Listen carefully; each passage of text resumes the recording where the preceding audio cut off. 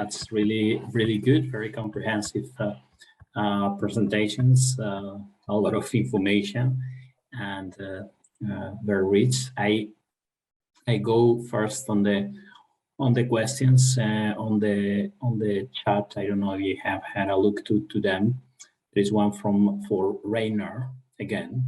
So you mentioned this 8.2 million euro funding for privately purchased electric vehicles for this year, and he's wondering if he can buy a vehicle in Austria and still get some funding out of that. So no, just joking. If it's some funding still available, because in his country, in the Netherlands, the budget has been already depleted for this similar type of call. So if you could update if you still have funding for that or not. Yes, I can jump into here. I think we have enough funding for this year. We are monitoring the development closely, and we have already seen that the supply chain management has slowed down the registrations in our funding call. And this is the one part, so it stalls a little bit down in terms of registrations on the one side. And on the other side, because we see that we don't come through with the initial budget of 71 million euros, we already managed to get another 20 million euros on top. So it now is 91 million euros. And I'm in a good mood that we will come far into this year in all our funding columns. And one other point is I have mentioned the different budget positions where we have divided the complete budget. And if we see that in one budget there's not that much demand, we already can shift here. So that in special the private vehicles funding is not one of the first which runs out. This would be not that good. Thank you, Rainer. Very interesting to hear that you mentioned the 91 million euro, because it's exactly the amount that we have had available in the Netherlands. To being more specific, we had 71 million euro for newly sold passenger cars, either private lease or privately purchased, and 20.4 million euros for second-hand cars. And the 71 for the newly sold cars is completely depleted as of at the beginning of this month. And we have about 1.5 million euro still available for the second-hand cars. And maybe as we speak, it might be even depleted already. So yeah, that was the, let's say, the main thought behind my question. How many do you still have in place? Okay, thank you for answering. Maybe I have a big question to that. Do you also have a time frame between registration and bring in the call, or in the time frame where you can you have to bring in the application? Because in our scheme we have 9 months from first registration, and with the registration you claim your budget for your specific application. Then you have 9 months, so even if the budget runs out, you are safe for your specific. Okay, I'm not familiar with the details of the, let's say, the call, but I do think I have read that at least you should, as from the 1st of January on, you should, let's say, you can apply, of course. And I think we do not have 9 months in total, but 4 months, maybe even 5 months. But there is always the risk that others are, let's say, first. And you can also have the risk that you do apply and there is still sufficient money available, funding, but still you have a row of people applying, and that you end up with not getting any funding at the end. So it's in the order of, let's say, applications. So it's quite a game. You never know what you get. It's the same on our side. So we have we are already estimating how much of the registrations will really come into fundings at the end. Yeah. Thank you. Okay. I thank you for this. I don't see additional questions, but Marcia had one before. I don't know if you want to. Yeah. Okay. Go ahead, Marcia. Yeah, if it's possible. Thank you. In the beginning, I think it was you, Rainer, that mentioned that in one of your slides that the energy for transport has to be sustainable, green, but also generated in Austria. Is it correct? I understood 100%. And if yes, I mean, this is the master plan for mobility. You probably have one for energy.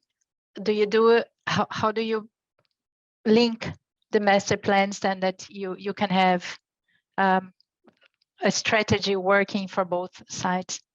Thank you. I don't have all strategies in the energy area also in mind, but we are in cooperation. And I think Sarah has talked about I think it was Jakob, about the 100 petajoule, which is available for the mobility. So the goal to have the whole renewable energy for the mobility sector in Austria is that we are not we don't have to hope for synthetic energies from somewhere else that is then needed and maybe not available. So our thinking is, and our goal is that we have it available here in Austria, and maybe in the a little bit more distant future, if renewable energies are coming from somewhere else, then I will think it will be great, and the sectors of aviation and shipping, they will thankfully take, I will think, every drop that comes here. So this is our the safest possible way, I would say, to plan and to think that we will have to bring in the whole energy which is needed in the mobility sector from Austria itself. Perfect, Rainer.